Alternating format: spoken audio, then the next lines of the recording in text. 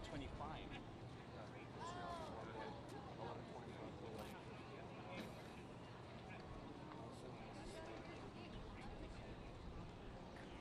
I'm not going to participate, but I'm not going to cheat.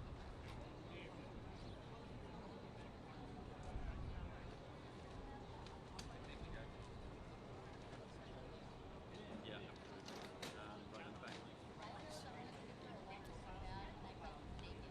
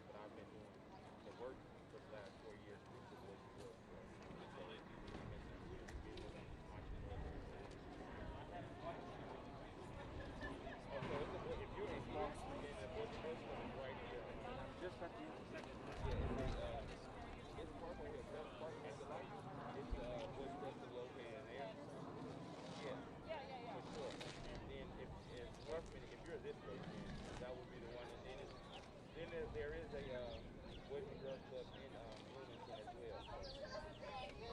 No, we're on the Oh yeah, so you're right here.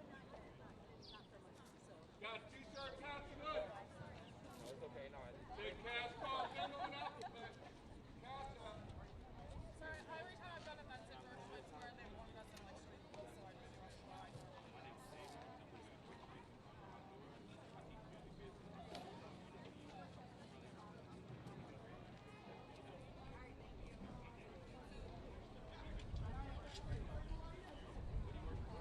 Got t-shirts out tonight. Big cash card, bingo and alphabet.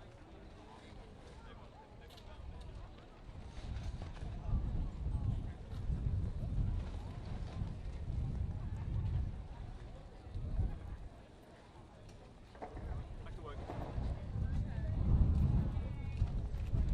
I should have brought my stuff anyway, but that's why every time we got to that, like, Shit, I can't see what I'm saying.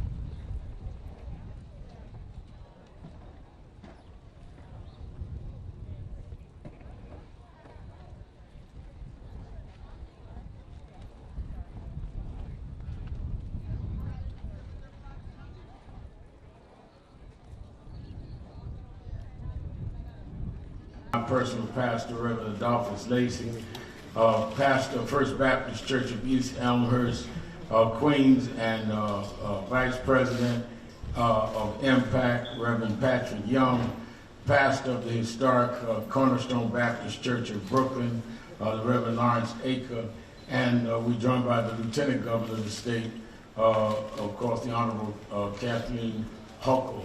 Is anyone I did not announce she's going to speak? Well, I can say that she's going to speak. Coming in with the customary Harlem leaders' late grand entrance is the Queen of Harlem, the president of the New York State chapter of the NAACP, Queen Hazel Dukes. And of course, our national board director and the president, executive director of the Protestant Agency of Welfare Organizations, Protestant Federation, I know I had a word, of welfare in the city, and who's been on any number of groups, and she's, as I said, member of our national board, Jennifer Jones Austin. Let me say, a year ago today, the world stopped when they saw the film, the footage of Eric Garner in what I regard as a lynching by me. When I was called the next morning by Attorney Ben Crump, and he put me on the phone with the brother, Philonis, and they asked me to go to Minneapolis.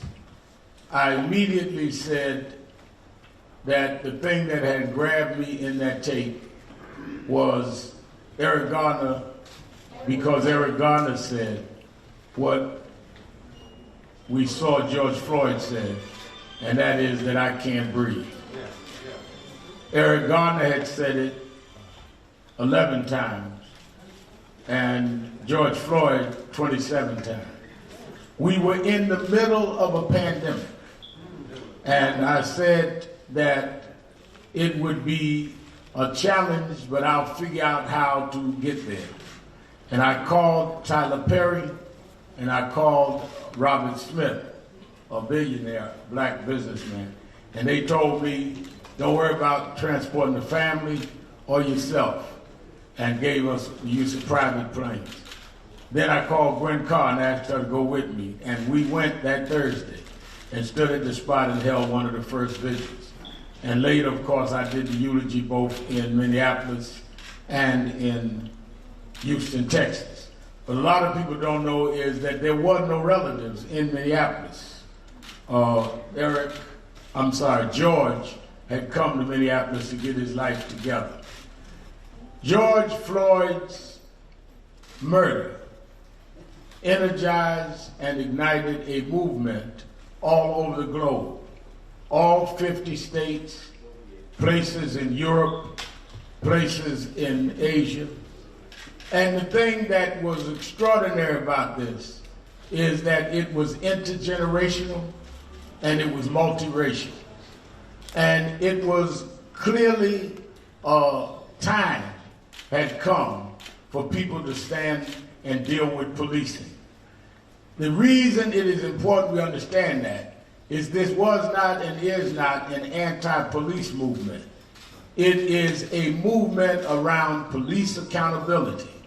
And it was for good cops not to be broad brushed, and good citizens not to be in any way given to this kind of police excessive force, and in this case, murder. We had at no time knew when we started that there would be any indictment, less known conviction. But we went anyway and kept going and kept marching. Many of you may recall on